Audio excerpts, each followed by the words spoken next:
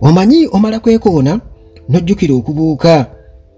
Kino muganda wange essaawa eno kiringa ekikaliriro eri ambasada wa Uganda e Canada. Acheng muganda wange ebintu byamutabukidde Ruth Acheng. Gavumenti ya Canada ate tesazeewo okubeera ng'emudipotinga ambasada omulamba tukira okutikkira ku nnyonyi ne bagamba ddayo, era nga muganda wange ensonga y'okulabisa togenda kugibuusa maaso Ruth Acheng munnange. Ensonga emuleetedde okubeera ng'akwatibwa ku nkoona lwakubeera nti yamenye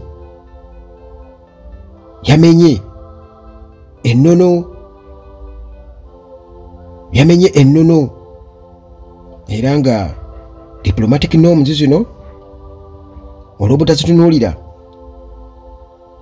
n'azeetegereza ng'oba teyazisoma, muganda wange kimuviiriddeko kubeera ng'akola ebintu gadibe nga lye olw'okubanga muwagizi wa General Museveni nnyo ne NRM.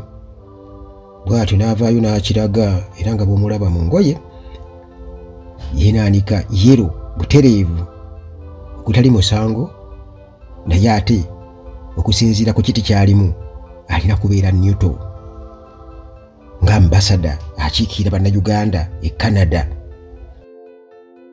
Tebalabira Haji Haruna omusomi w'edduwa asangibwa ku lw'ejjinja wali e Bulumagi bw'alina ebizibu alina okusoomoozebwa mu bulamu mukubireko ku namba ze ez'essimu. Haji Haruna omusomi w'edduwa ajja kukwasaganya. Ate gwe munnange anoonya omuvuzi wa special omwesimbu wano e Kampala ova bweru wa ggwanga oba ogenda ku airport mu budde munnange kubira mukisa yajja okukwasaganya mu bwesimbu ku 07 40 65 3 07 40 65 3. Munnange eggwanga lino erya Canada lyamaze dde okubeera nga lirangirira ambasada Acheng persona non grata. Muganda wange bamu achuzinga misconduct. Ennaku eziyise emabega omukyalo ono Acheng yakwatibwa ku katambi ewatali kubuzaabuza nti oba obujulizi buli ludda wa. Ono nno munnange bw'atyo yasalawo okwaŋŋanga gurupu ey'aba National Unity Platform abaali beekalakaasa, era munnange omukyalo ono yava ewuwe ng'ayambadde bulungi nnyo yero kala ez'ekibiina ekya NRM, era nga mu kiti kye eky'obwambasada bw'atyo munnange n'alumba abeekalakaasa abaali baleekaanira waggulu mu bulumi obungi ennyo nga bavumirira regimu eya Uganda olw'okulinnyirira eddembe ly'obuntu ekisusse ekintu munnange ekirabwa n'omuto. Munnange omukyalo ono nga amaze obulungi ennyo okubeera nga alaba alina okubaako kyakolawo this time mu ngeri ey'okutiisatiisa. Acheng bw'atyo n'atandika okubeera nga ayogera ebigambo olwo nno ebyokutta ebyokubuzaawo abantu byonna ng'abiteeka ku kibiina kino ekya NUP ti mmwe mwewambira abantu bammwe, mmwe mulina okulekeraawo okuwamba abantu bammwe, mubeewambira ne mubatusibako, mulekeraawo okutta abantu bammwe ne mutandika okubeera nga mubiteeka ku Museveni. Ayogera jukira ayogera mu Lungereza olulimi olutali lulwe olw'abali kamera bazimuteze amaloboozi gafuluma munnange bw'atyo, era n'atiisatiisa okubeera nti n'agenda kulagira polisi y'e Canada ekwata abeekalakaasa ngenda kugiragira fe we control the system nga oba oli awo bwe kibeera wano e Kampala. Kumbe yeerabidde nti gyali walala munnange. Bambasada balina okubeera nga bakikiira amawanga gaabwe mu ngeri ey'ekikungu era nga bano tebakkirizibwa kubeera nga beetaba mu byobufuzi eby'ebibiina okubiraga byonna gye babeera bali mu missions zaabwe. Balina okubeera nga babeera neutral, nga tebalaga ludda, tebalaga kyekubiira, okusobola munnange okubeera nga bakuuma international diplomacy principles.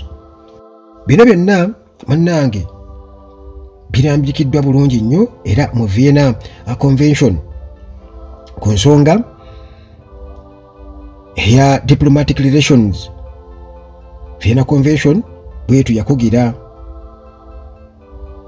omuntu yenna abeera akiikiridde eggwanga eryo nga ambassador okubeera nga munnange ate akulembeza ekintu ekirala kyonna, kubanga alina kubeera nga ateekawo nkolagana nnungi, kubeera nga akuuma emirembe, so si kubeera nti ate munnange afuuka mukuusi w'akadingidi eri ekibiina kye oba oliawo okubeera nga alaga ebigendererwa bye nga ye mu byobufuzi.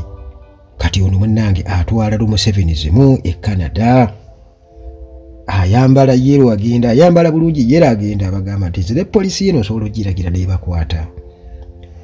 Munnange okwenyigira mu byobufuzi, convention egamba nti kino kisobola ate okubeera nga kireetawo kikompromisinga impartiality, kwegamba kiraga nti waliwo obutali bwesimbu. Si besimbu kitegeeza nti waliwo kyekubiira era ne kireetawo okukyankalanya mu nkwasaganya oba mu nkwatagana y'amawanga byonna. Muganda wange, kitegeeza nti babeera baviolatinze diplomatic protocols. Singa omuntu abeera akikiira eggwanga nga ambassador atandika okwenyigira mu ebyo, kati Vienna Convention byonna ebyo muganda wange yabirambika, kitebiira kubeera nga munnange bikutwala obwongo, olina biteeka bbali kati ozinga ambassador. Kati munnange nga ambassador Ruth Aceng bw'atyo amaze okukola kino, ab'ebuyinza bwe batyo e Canada ne bagamba nedda munnange. Kakati kitegeeza olina okusibamu ebyangu era bwe batyo muganda wange. Jiro Museveni aba ali awo ng'obubaka buno tuyambe otwale omuntu wo. Bino byonna munnange byazze oluvannyuma kaseera katono nnyo nga Pulezidenti wa NUP Robert Kyagulanyi Ssentamu n'abakulembeze b'ekibiina ab'oku ntikko bwe batyo babadde bakyadde e Canada, ng'era bagenze okubeera nga basinkana chapters zaayo mu kibuga Ottawa. Bobi Wine yagambye nti basanyufu nnyo okubeera nti bawanyisiganyiriza ebirowoozo ne ba comrades abali e Canada, era bwe batyo bakakasa nti struggle yeyongera amaanyi mu lutalo olw'okubeera nti bamaamulako dictator Museveni. Uganda ne Canada bano okusinziira ku diplomatic relations zaabwe wabaddewo ebitatuukiridde naddala mu kwemulugunya ku ddembe ly'obuntu. Canada tetudde ekibadde ng'ejja ekyogerako okulinnya eddembe ly'obuntu ng'eraga obutali bumativu, era n'ebyenfuna wakati w'amawanga gano ebyensubuligana ne birabika nti nabyo bibadde bijjanga bisereba olwa Uganda okulinnyira eddembe ly'obuntu. Era mu myaka egiyise Canada yalinga eyagala nnyo era ngibadde ng'ejja ekiraga nti eddembe ly'obuntu lirina okubeera nga lisoosowazibwa, era nga rekodi ya Uganda ey'okulinnya eddembe ly'obuntu ebamalamu nnyo amaanyi, omuli okutta abantu nga tebabatutte, kubawozesa mu makomera, wamu n'okubeera nti Uganda ebadde ng'ejjeegoba ebibiina byebwannakyewa ebirwanira eddembe ly'obuntu ebyo byonna Canada ebadde nga jjajja eraga obutali matifu ku nsonga ezo. Naye waliwo akaseera mu 2018 Canada bwe yalaga obutali bumativu neebaako siteepu gyetwala era nga wano basazamu ddiiru ey'okubeera nga bateeka ssente mu Uganda Airlines mu nnyonyi zaayo era nga ensonga yali yakulinnyirira ddembe lya buntu. Export Development Canada EDC eno nga yali esazeewo okubeera nti nno eteeka akasente mu Uganda Airlines nga ennyonyi nnya Bombardier baagala okiteekamu ssente naye baasalawo ne babiva mu ddiiru eyo olw'ensonga ez'okulinnya eddembe ly'obuntu. Gino Museveni nga bulijjo bw'atyo yababakirawo n'abagamba nti Canada Prime Minister alina empisa embi. Uganda teri emu ku gurupu ezo eziyinza okubeera nga zizinira ku ntoli z'abantu abalala kubanga munnange bannayuganda bakozi tebali bamu ku abo abatali bakozi. Kale tetulileze tetuli bagayaavu basemugayaavu kutuuka ku ekyo tujja kukola.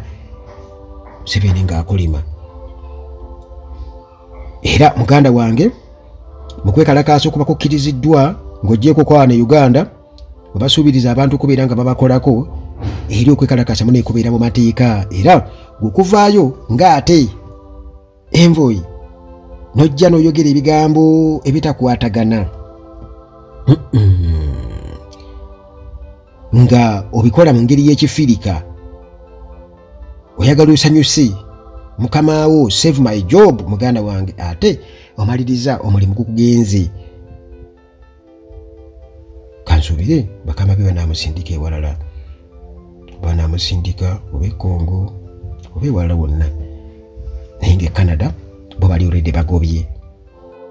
Twala kati wetwogerera muganda wange nti mutaka wana Uganda era obwa RDC oba ekifo kyonna kati awo kisigalidde eri mukamaawe oba okubeera nga amugamba genda olime oba si kyo yingira amagye.